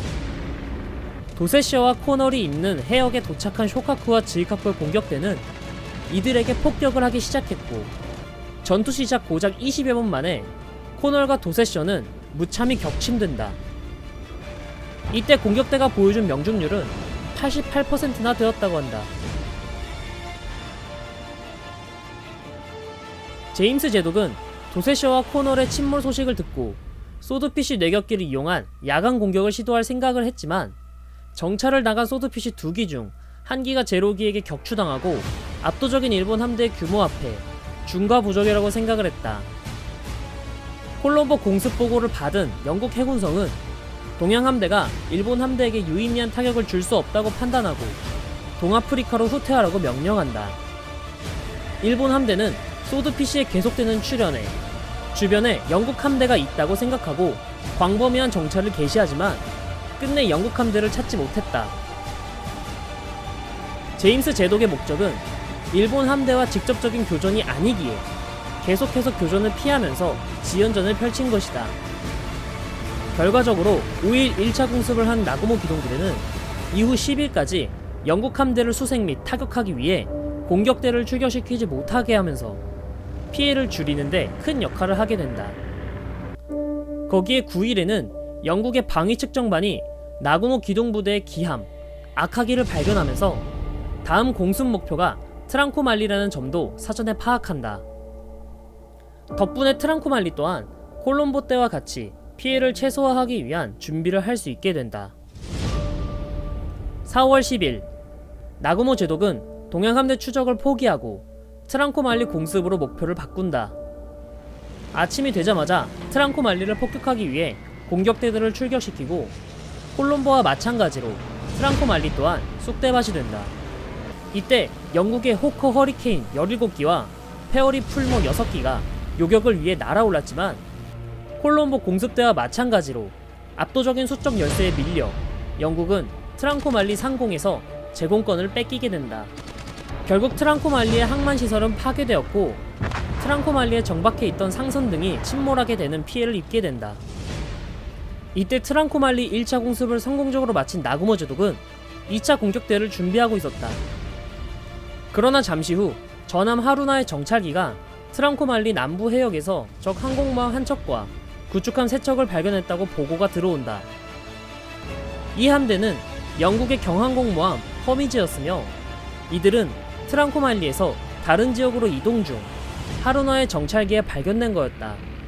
나고모는 2차 공격대의 무장을 지상 폭격용에서 대함 공격용으로 즉시 전환을 명령했고 무장 전환을 마친 함재기들은 허미즈를 향해 날아올랐다.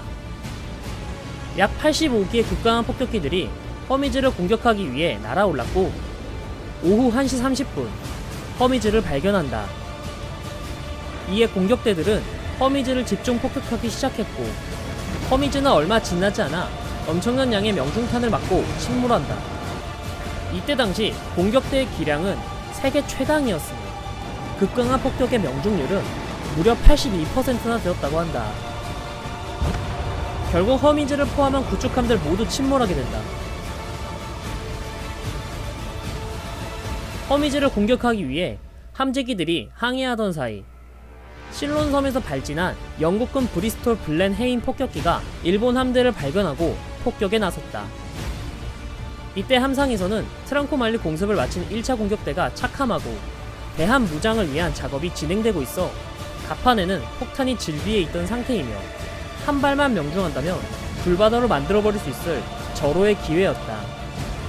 하지만 불행히도 이들 폭격대대는 수평 폭격기로 움직이는 함정을 맞추는 건 거의 하늘에게 맡겨야 하는 신세였고 결국 한 대도 맞추지 못하고 오히려 요격에 나선 제로기에 의해 5기가 격추되는 피해를 입는다. 1년의 작전을 마친 나고모는 동양함대 주력 경멸에는 실패했지만 항모 한 척과 중순양함 2척 및 구축함들을 침몰시키고 콜롬보와 트랑코말리를 쑥대밭으로 만들면서 동양함대 전력이 돌아와도 실론섬 기지를 이용할 수 없다는 판단에 임무는 성공했다고 판단하고 뱃머리를 돌려 벵갈만에 있는 말레이 부대의 공중엄호 및 지원 임무를 하게 된다. 한편 나고모 기동부대의 일련의 공습과 제공권 확보 덕분에 말레이 함대는 자유롭게 돌아다니게 되었다. 4월 5일부터 말레이 함대는 벵골만 내에 영국의 상선들을 3개의 그룹으로 나누어 공격한다. 이 공격으로 총 21척의 상선을 격침시키면서 통상 파괴 임무 또한 성공적으로 완수하게 된다. 나고모 제독의 기동함대와 오자와 제독의 말레이 함대는 성공적으로 임무를 완수하고 싱가폴로 귀환하면서 실론 해전은 마무리된다. 이 해전의 결과 영국은 콜롬보 및 트랑코말리가 공습으로 마비되었으며 경순양함 한 척 침몰, 중순양함 두 척 침몰 및 구축함 두 척이 침몰하였고 항공기 약 40기를 손실하였고 일본은 고작 항공기 20기만 손실하는데 그친다. 명백한 영국군의 참패였으며 영국은 벵골만을 포함한 동부 인도양의 제해권을 완전히 내주었고 영국군은 대일전에 이탈하는 결과를 불러일으킨다.